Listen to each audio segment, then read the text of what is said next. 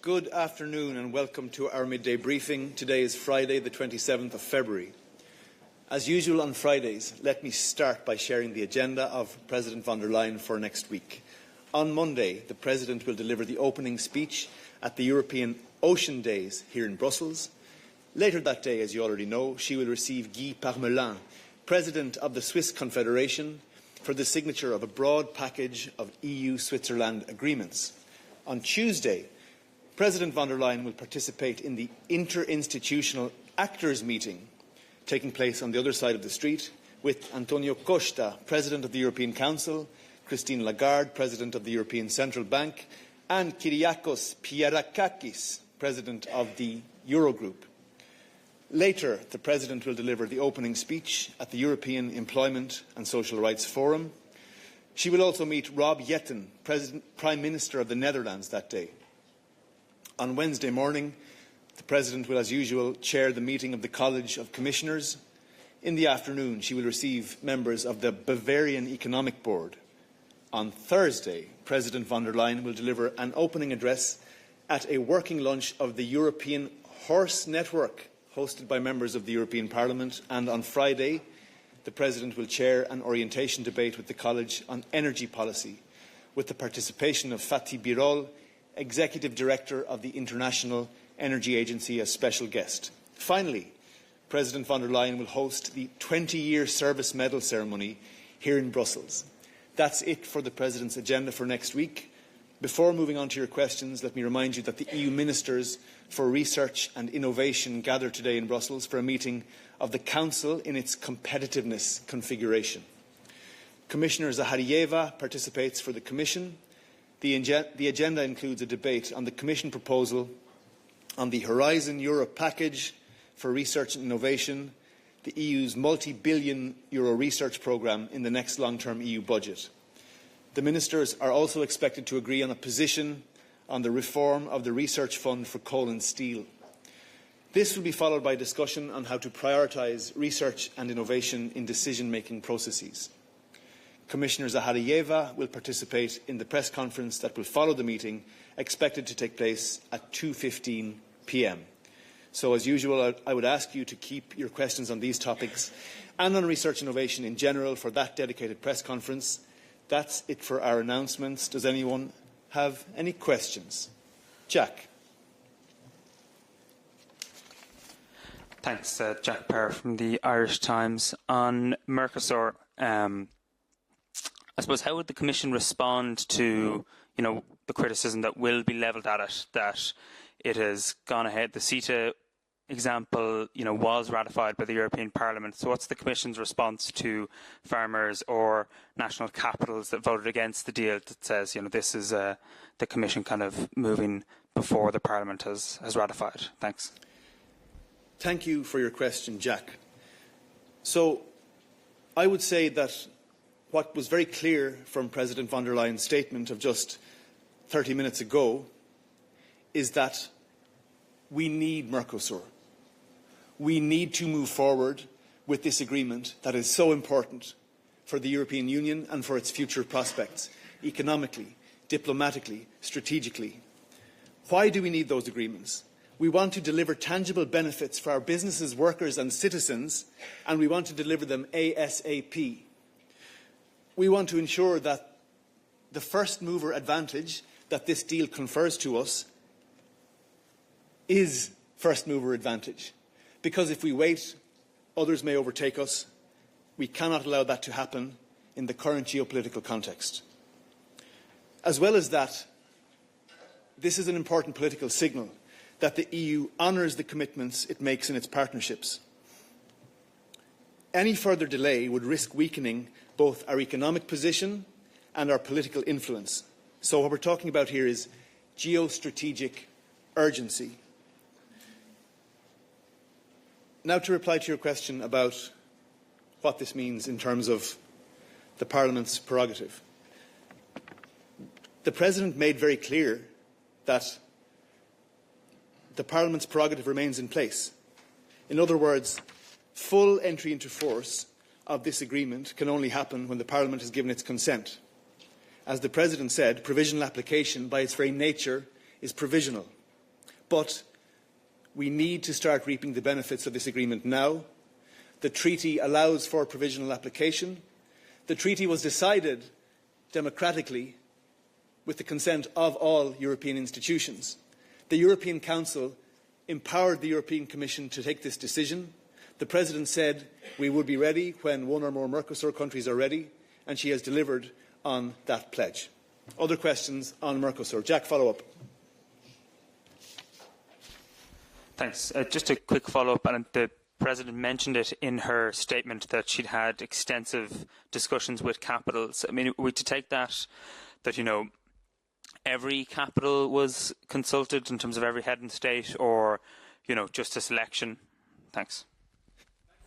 Thank you for your question, Jack. When we say that the President reached out to Member States and to MEPs, that's what it means. She reached out to Member States and MEPs. And I remind you that the Member States, as the European Council, endorsed and approved the EU-Mercosur agreement and empowered the European Commission to move forward with provisional application. Other questions on Mercosur for Olaf? Go ahead. Yes, on this I would like to ask if the Commission had any talk on this with the Parliament or with the Parliament groups before taking today's decision. Thank you. Thank you for your question. Yes, I can confirm that the President reached out to leaders in the European Parliament earlier today. Other questions on Mercosur for Olaf? Go ahead. Thank you. Olaf, could you guide us a little bit in relation to the times of the provisional application? When will the European companies really start to benefit from the agreement? Thank you. Thank you for your question. So the way it works legally and technically is that the European Commission, on behalf of the European Union, must exchange formal notifications with Mercosur countries, and 2 months after those formal exchanges take place, the agreement would enter into provisional application. I don't have a date to tell you at this exact moment in time when that exchange of notifications will happen, but it will happen. Other questions on Mercosur for Olaf? Go ahead.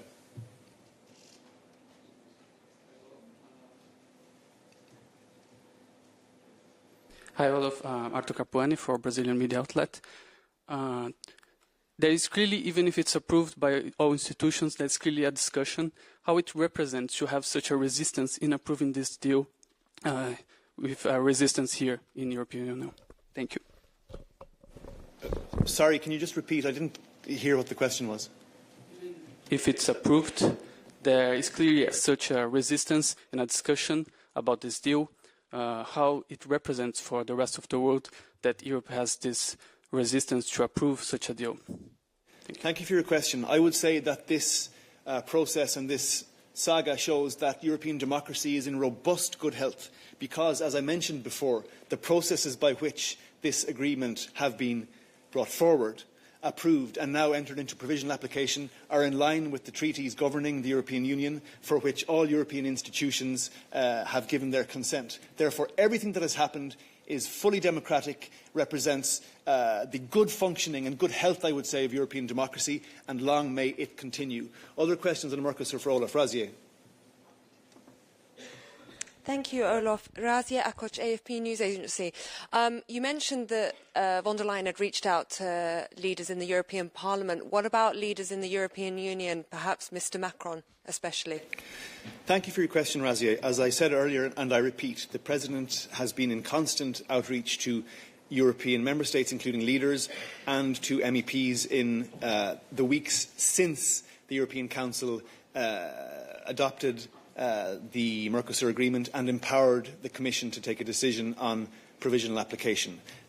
Now that that outreach is complete and that now in fact two Mercosur countries have ratified the agreement, as the President said, when they are ready, we will be ready. The outreach work was done with our leaders and with our MEPs up to that point, enabling the President to say what she said earlier today. Follow up.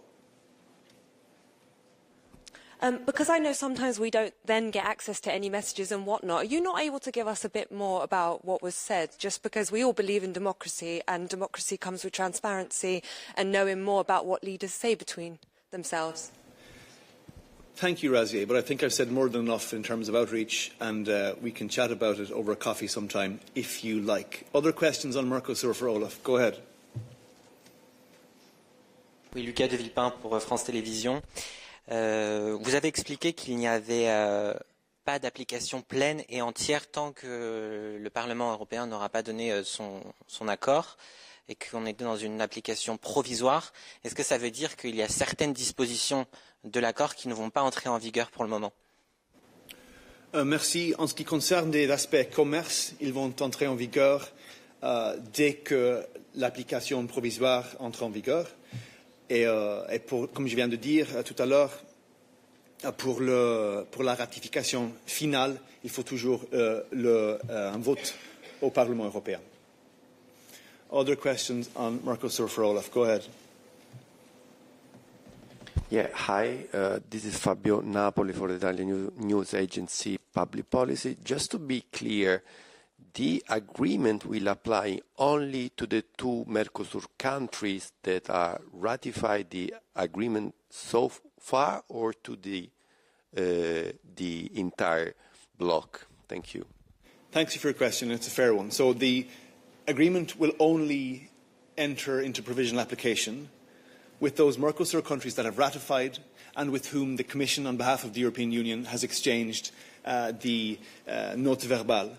But as I'm sure you're all aware, the Mercosur countries are ratifying at a rate of knots. So I can anticipate that the remaining Mercosur countries will also ratify soon. Other questions on Mercosur for Olaf? Here at the back. Oh, it's Daffyd. I didn't see you there. Hello, Daffyd. Hi, sorry. I arrived slightly late, but I haven't heard when or even an estimation of time. How long does this take? I mean, it's one or more countries, right? We heard that. So is this months? Is this weeks or days? How long does the procedure on the EU side take? Sorry to probably repeat a question. My dear Daffyd, it's all good. I would encourage you to be on time at the start of the press briefings because I like to start them early, as you've probably seen. But I repeat with pleasure what I already said to your colleagues, which is that the provisional application of the agreement can happen 2 months after the EU has exchanged note verbale with the Mercosur countries. I don't have a precise time frame for when that will happen, but so there's basically 2 months. So we exchange notifications with the Mercosur countries, and 2 months from that point, the agreement would enter into provisional application. Other questions on Mercosur? Daffyd, you have a follow-up? Thanks. Sorry, maybe it's been asked before. Well, it's definitely been asked before. But so it just takes one Mercosur country, as we've heard many times, for the EU to shift to the notification, its side of the notification part. Yes, that's correct. Other questions on Mercosur? I have one more here. Go ahead. Yes, thank you. Just curiosity, what happens if another country joins the Mercosur, as can be, for instance, Bolivia? Is the agreement will apply automatically with the new member? Thank you for your question. That is an excellent question to which I do not currently know the answer. Therefore, I will try my best to find out for you and come back in the afternoon. I have a couple of hands raised online. Is it on this topic? If it is, we can start with Yulia Sarivan. No. Oh, Yulia, is it on Mercosur?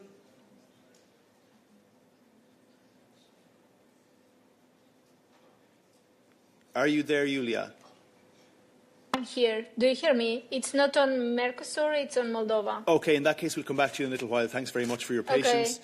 Okay. I have Chris from Borderlex. Is it on Mercosur, Chris?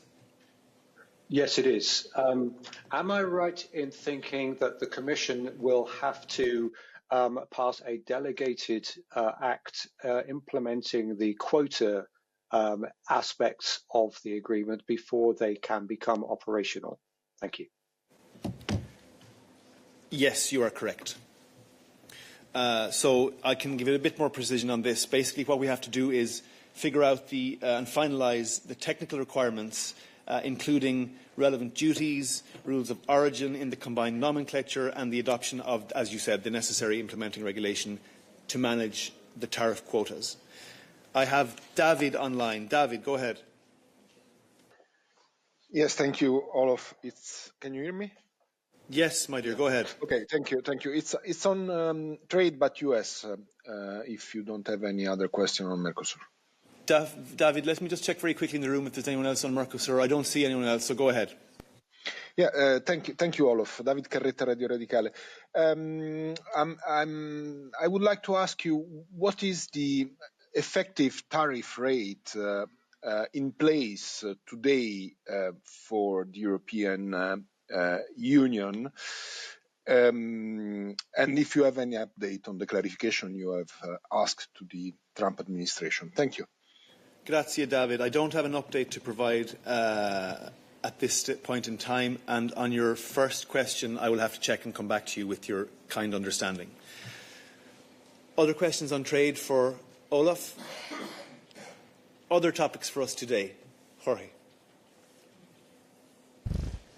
Hello, Olaf. I have a question on energy. Yesterday, Hungarian Prime Minister Viktor Orban sent a letter to all members of the European Council proposing to establish what he called a fact-finding mission to inspect the damaged section of the Druzhba pipeline. He says that he wants a timely resolution to the issue. Is the Commission willing and ready to take the lead in this fact-finding mission? Have you asked Ukraine permission to access the pipeline? And do you think this is the way out of the Hungarian veto? Thank you. Thank you, Jorge. I hand you over to our Energy Supremo, Anna Kaiser. So, Prime Minister Orban expressed Hungary's support to the idea of such a fact-finding mission to verify the status of the damaged pipeline and his readiness to accept the findings of such a mission. We consider this a welcome step. We are now in contact with the Ukrainian authorities on this matter and continue to work with our member states to ensure security of supply. And meanwhile, we expect all EU leaders to honour their commitments made at the UCO. And a second point I want to add is that it is important to recall that it was a Russian attack on an oil pumping station of the Druzhba pipeline on the 27th of January that caused the damage. This has led to the interruption of oil supplies to Hungary and Slovakia, and we strongly condemn these Russian attacks on Ukrainian and European energy security. And to remind the President von der Leyen and her meetings with President Zelensky in Kiev earlier this week, she did ask to accelerate the repairs of the pipeline, and at the same time we do acknowledge the challenges of conducting such repairs under the constant threats of further Russian attacks. Follow-up. Yes, thank you for that. But just to clarify, obviously discussions are ongoing, but is the Commission willing to participate in this fact-finding mission if it ever happens? Because, Orban spoke about Hungarian and Slovak experts. Would you also send Commission experts if this mission goes ahead? And second, early today, Orban repeated his claim that the pipeline, the Druzhba pipeline, is operational. He said, does this match with the information that you have right now? And have you received any new updates from the Ukrainian government about the status and the possible repair timeline? Thank you. We have not received information about the repair timeline. But of course, we are in continuous contact with our Ukrainian counterparts on this. As regards Commission experts, we do not have information to share at this stage. We welcome the willingness of Prime Minister Orban to have such a mission and to accept its findings. It's a welcome step, and now we need to take the next steps to see how and what shape and form this fact-finding mission will take. And then we will obviously keep you informed, but at this stage I do not have further information to share.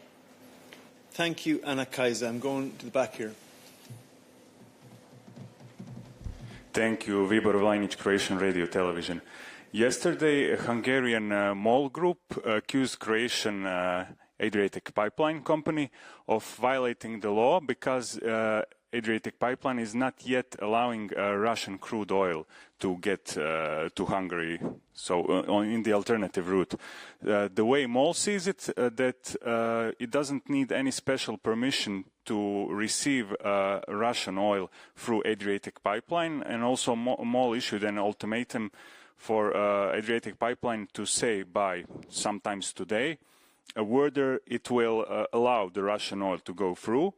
Otherwise, MOL said that it will even take the case to court, or also turn to the European authorities, DG Competition and European Commission. So has MOL already contacted the European Commission, and what will the European Commission say or do in this specific case?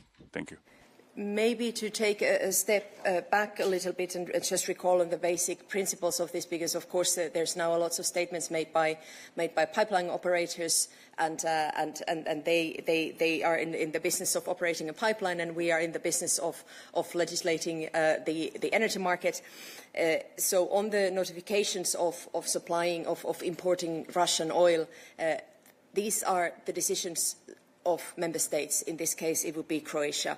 So enforcement and implementation of sanctions are the responsibility of the member states. So we're not requiring any notification in this case from Croatia, but of course we are in very close contact to get all the information that is needed to establish the full picture. I do not have comment to make to the comments made by these private companies.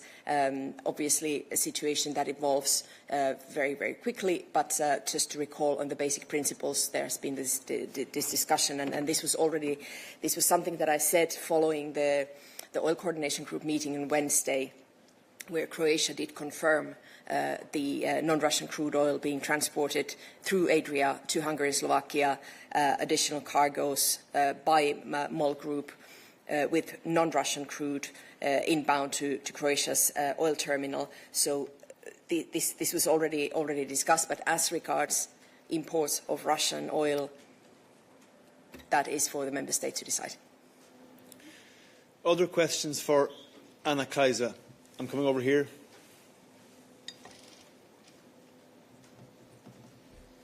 Hello, Bogdanin Sopescu, Radio Romania. Sorry, I still don't understand. From the European Commission point of view, or European regulation, is Croatia allowed to pump oil through Russian oil through to Hungary through Adria pipeline? Thank you. The basic principle is that enforcement and implementation of sanctions are the responsibility of the member states. I have this is more the responsibility of my colleague who follows the sanctions beat, so we can maybe have a discussion afterwards as well. But just to recall the basic principle, and this is the basic principle. Thank you for that, Anna Kaiser. Mose. Thanks, Olaf. It's not so much about energy and oil, but more about it's related to Hungary and a mission to Hungary. Ahead of its elections. Okay, but Mose, if it's an energy-related question, is it an energy-related question for Anna Kaiser? No, it's related to Hungary very much. Okay, well, we come back to it then. We're going to stick on the energy topic for now. Go ahead, Gabriele. Thank you, Olaf. Gabriele Rosani, El Messaggero. Yesterday we heard from the Italian government, and I know you are aware of those comments on the ETS, and saying that it amounts to an internal barrier for the internal market and diminishing opportunities for businesses. So 20 years on, I would like if you, since you're also mapping internal barriers for the other activities that you're performing, I would like to know if you share that judgment.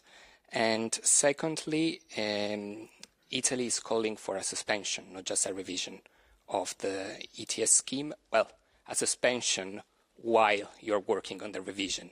So I would like also to know if you have an answer to that. Thank you.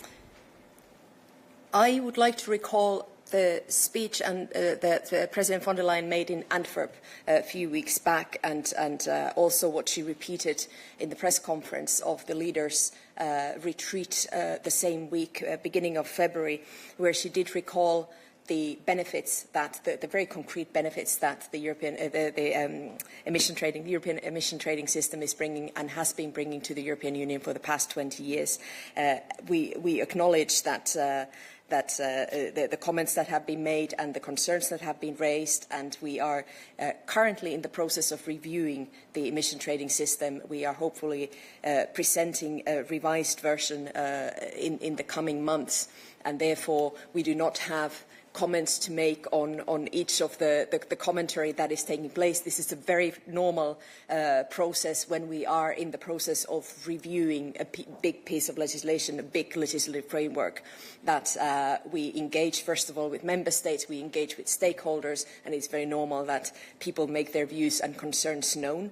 But I do not have any comment to make to these particular comments, or to comment what the review might look like. The President basically stated everything that we have to state on the review in her speech in Antwerp and in the leaders' segment, and this is very likely going to be something that is on the European Council agenda in March as well. Thank you, Anna-Kaisa. Do we have other questions for Anna-Kaisa? David. Hi, David Abiyago from Argus. On the benchmark, sorry, unrelated, but on the benchmarks, the update to the benchmarks, the ETS benchmarks, is that still Q1 or have we slipped into Q2? I don't want to get you into timing sort of things, but what's the ETA on there? Thanks. ETA is that we will present them when they are ready. Thank you for that clarification. David, go on. You can have one more.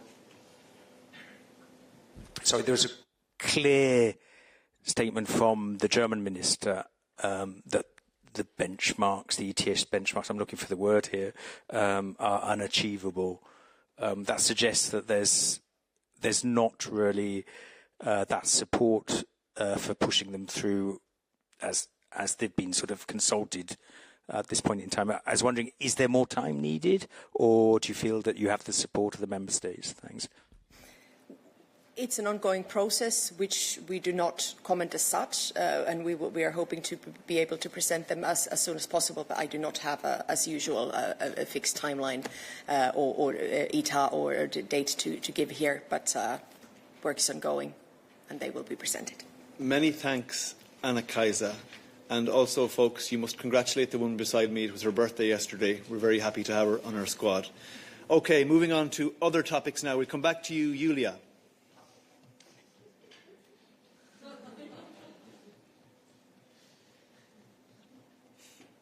Hello, Julia Sarivan, Journal TV. So, as I said, my question is about Moldova.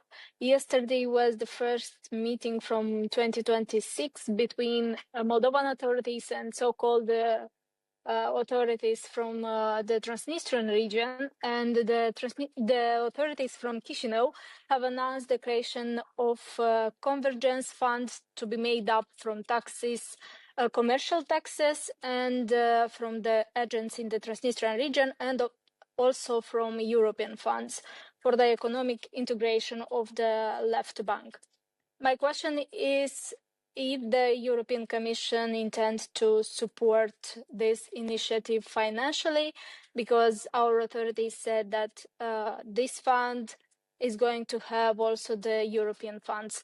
And if you could elaborate on this to tell us some more details about this. Thank you, Julia. I hand you over to the capable hands of Anita. Thank you, Julia. It is way too early to go into this type of details, but let me recall the basic principles. And these are two. Number one is that Moldova's future cannot be taken hostage by this conflict. And the second one is that the EU is firmly supporting the Moldova's reintegration efforts. And to achieve these goals, what we have done so far was to offer also 60 million euro by the EU to Chisinau for the people in Moldova's Transnistrian region, and this is still on the table subject to the fulfillment of concrete steps concerning human rights and fundamental freedoms in the Transnistrian region. So this is what we have as such, and of course we welcome the government's announcement plan to establish this convergence fund. Thank you, Anita. Julia, do you have a follow-up? I see your hand is still raised.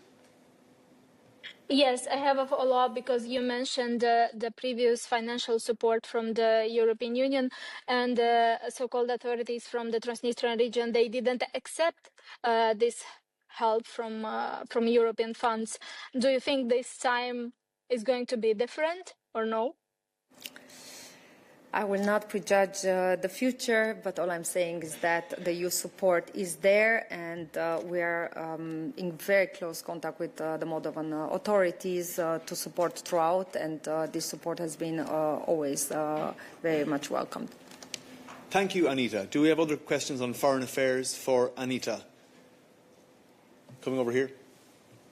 Thank you, Valentina Vasileva, TVP Votak. I don't know, is it for Anita or Marcos, but I will still try with Anita. So, Prime Minister of Lithuania asked Mayor of Vilnius to prepare the law which allowed to ban entry of Russian and Belarusian artists who are performing in Russia and Belarus. Do you think that this idea is reasonable? Do you support these ideas in national governments? What do you think about that? Thank you for your question. This is indeed for Marcus. So what we'll do is we'll just keep going on foreign affairs for now and then come back to you if that's okay. Do we have other questions for Anita on foreign affairs? Antoine? Thank you. This is on enlargement, though, so maybe this is not for Anita. I think it is for Anita today. Right? Okay, thank you. Antoine Muto for Japan. Oh, yeah, sorry. Very good. Okay, so that's also for Marcus replacing Guillaume. So we'll come back to that when Marcus is on stage. Last chance for questions on foreign affairs to Anita. No? Okay, then I'll come back to you, Mose, and we'll bring Marcus up to answer Valentina's question. Valentina, do you mind restating your question, please? Valentina Vasileva, TVP Votak. Prime Minister of Lithuania asked Mayor of Vilnius to prepare the law which allowed to ban entry for Russian and Belarusian artists who are performing in Russia and Belarus. What do you think about these ideas? Do you find this reasonable? Do you support these ideas in national governments in general? Thank you. Thank you, Valentina. This appears to be a new development. I've seen your email before. I have no further information on this for now. But what I can say more generally on the issuance of entry bans is that this is a decision for member states to take. So this is a national decision. Thank you, Marcus. I'll take Antoine's question now. That is for Guillaume, who Marcus is replacing. Thank you, Antoine Muto for Japanese TV and HK. The Prime Minister of Iceland announced this week in a press conference that Iceland will be holding a referendum on joining the EU within the few next months. Do you have any reaction to this? Thank you. Thank you very much, Antoine, for your question. We welcome the announcement by the Icelandic authorities on the plan to hold a referendum on the possible resumption of accession negotiations between Iceland and the European Union. Iceland is a close and valued partner of the EU. Many thanks, Marcus.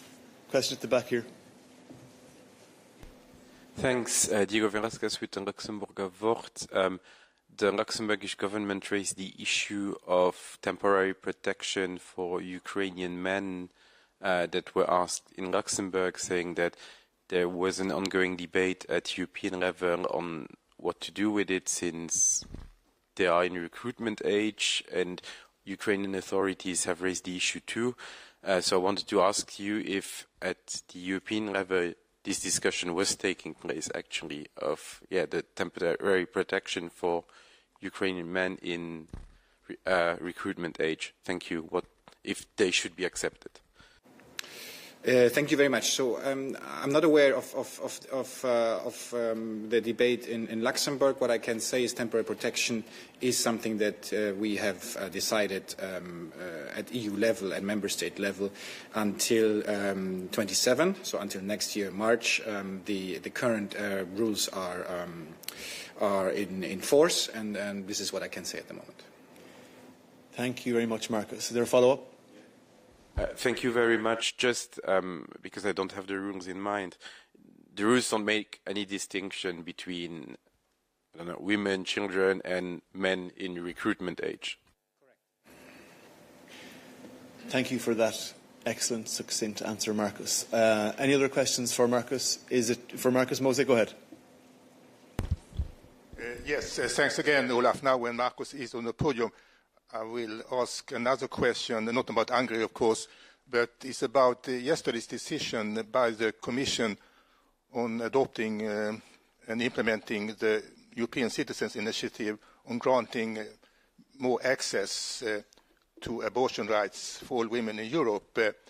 And the decision was, as you know, it didn't require any legislation, but just allowing those countries who are interested in it to use funding under European Social Fund. So that was a very smart solution, I think. And that brings me to my question, Marcus, because we asked before you about whether some solution can be, let's say, imagined also when it comes to reconciling, let's say, the national competency when it comes to health issues with fundamental rights. In this case, you know, freedom of religion for religious communities, both Muslim and Jewish communities, in carrying out circumcision of male infants according to that condition by, let's say, their own trained practitioners. So my question is, if you see this decision by the Commission yesterday a kind of precedent for not similar, but let's say a solution in the same way in this other issue. Thank you. Mose, thank you for your question. First of all, it's a question for Eva, not for Marcus. Second of all, you're asking about hypotheticals, and we're not going there. So I therefore reopen the floor for questions to Marcus. Gabriele. Thank you, and sorry because it's a follow-up to Valentina's question, but not on the case itself, just on the procedure, Marcus. You said that entry bans are national decisions. There is no way to apply an entry ban actually Schengen level, so with a decision taken by the Schengen Committee. Is that something possible, or really it's something that needs to be done by individual member states? It's the second part of your question is the actual reply. It's really a national decision. National authorities have to put in have to decide on an entry ban, and if they decide so, they can put this into the Schengen information system. Thank you, Marcus. Any other questions for Marcus before we open the floor for other topics? Tommaso, I see your hand raised. Is it for Marcus?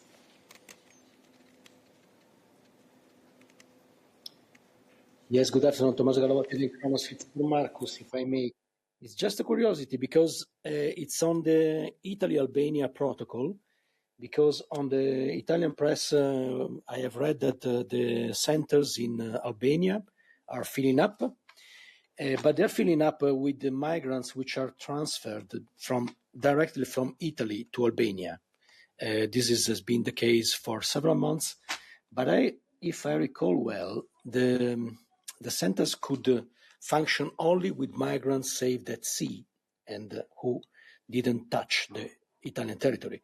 It seems not to be the case. So I wondered if the Commission has anything to say about this, if it is legal or outside the EU law, or if it is okay. Many thanks. Thank you, Tommaso, for the question. What I can say in general on this is that we are monitoring the implementation of the Italy-Albania protocol, and that we're in close touch with the Italian authorities. You will also remember that there have been several iterations of how this protocol is being implemented, and the latest one is indeed about transfers from the mainland, from Italy to the center. So I actually have nothing else to say on adding to what we've already said. Thank you, Marcus. I don't see other questions for Marcus. Mose, if it's the same question, we're not answering it. Okay, go ahead.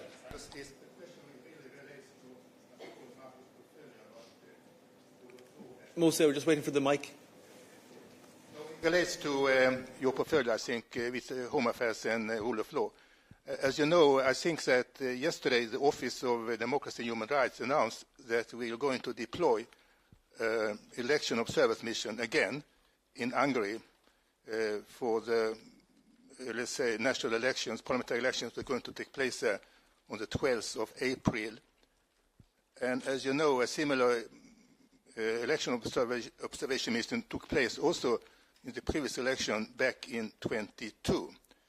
And that report was quite critical and included a number of recommendations which Hungary needs to do. So my question is, Markus, whether the Commission has followed up or tried to assess whether Hungary by now has implemented those recommendations. Thanks. Thank you, Mose. Very simple. The conduct and the organization of national elections is a competence of member states. We have no comment on this. Thank you, Marcus. I don't see... Oh, Tommaso, do you have a follow-up to your previous question, or is it still for Marcus? Yes, sorry for the follow-up, but may you please recall us what you have already said on the issue? Because, I mean, there were many versions, and it would be useful to have an updated version of what you said. Many thanks. Thank you, Tommaso. So what we've said that in principle, how the protocol is being implemented is in line with EU law. Thank you very much, Marcus. I think questions to Marcus are done for today.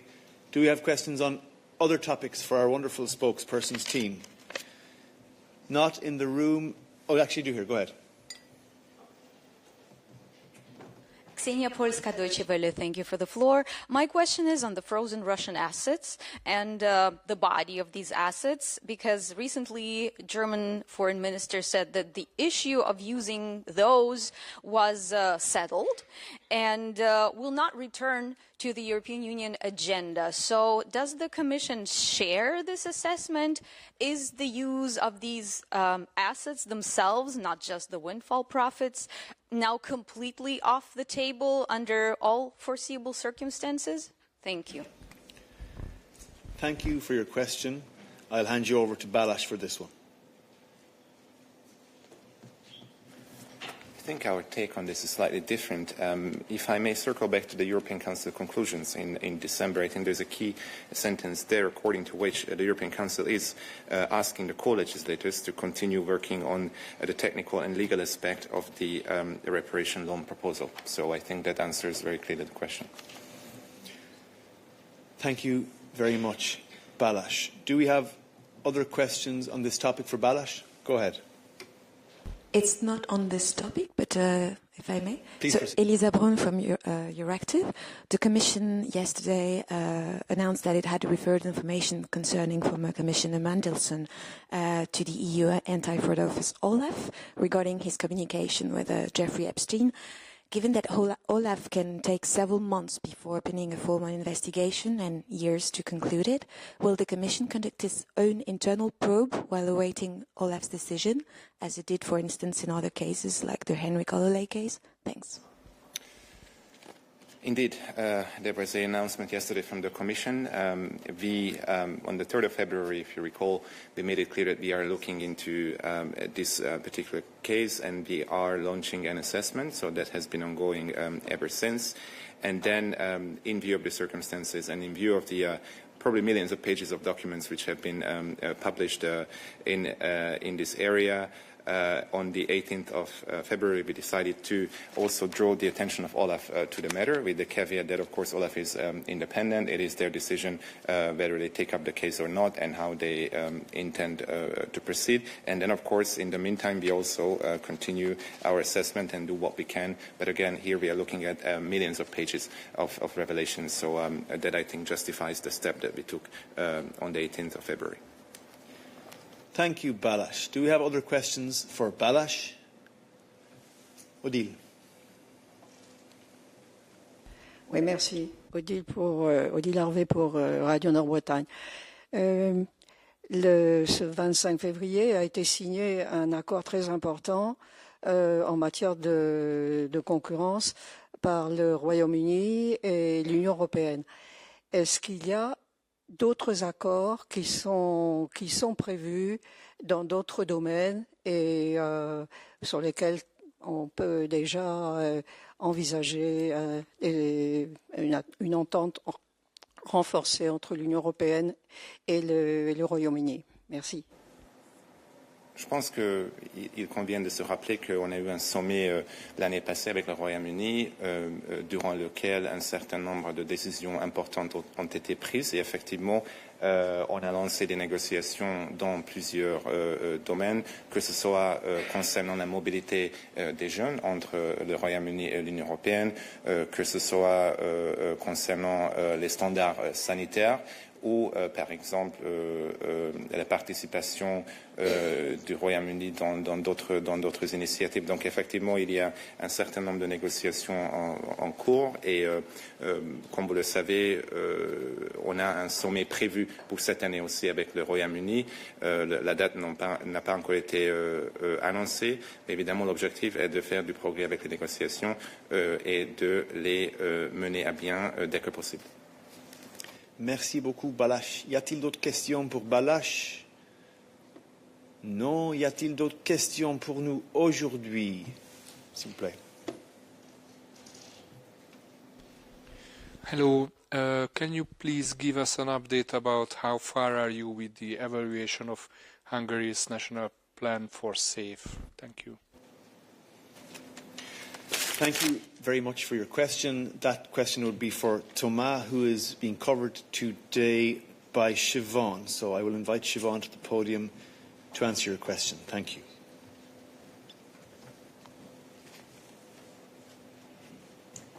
Thanks for the question. We had a very similar question at midday on Tuesday, because there are 3 plans that are currently being assessed by the Commission, those of France, Czechia and Hungary. And indeed, the moment the assessment continues, and we really have no further update for the moment.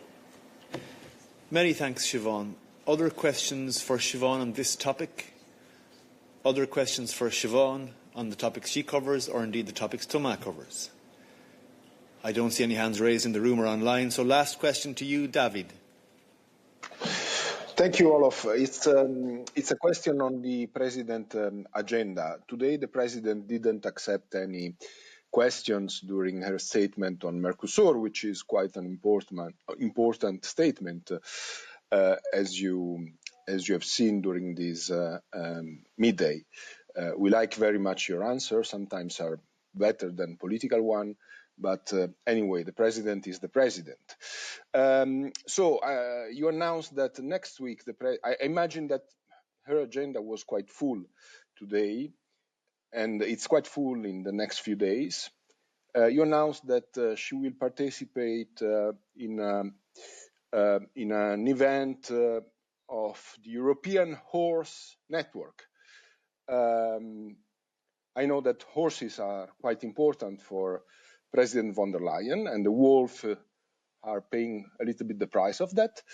Will she find the time for a proper press conference with the journalists of the press room in the next few weeks or months? Thank you.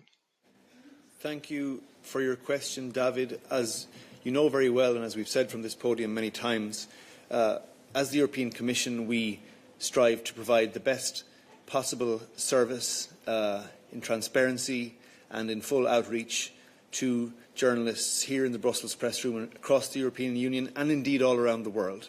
That includes the President, who prioritises media engagement in the context of fitting it into her very busy agenda. I don't have any particular details to share on her agenda for next week beyond what I've said. If there are any changes, you will be the first to know. And with that, dear friends, we wish you a happy Friday and a good weekend.